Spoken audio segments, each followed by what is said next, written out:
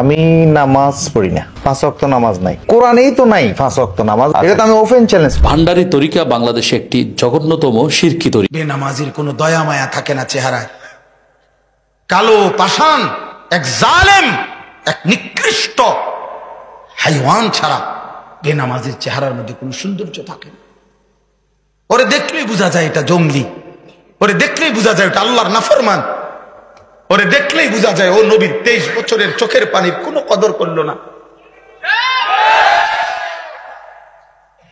তোমার ঠিকের লেগে আমি বইয়া নাই, তো বোটে খারাইছি না। আমি স্লোগান দিতে বিশ্বাসী না, স্লোগান অস্বীকার করি না, কিন্তু বিষয়টা হলো মূল বিষয় ভাব স্লোগান না।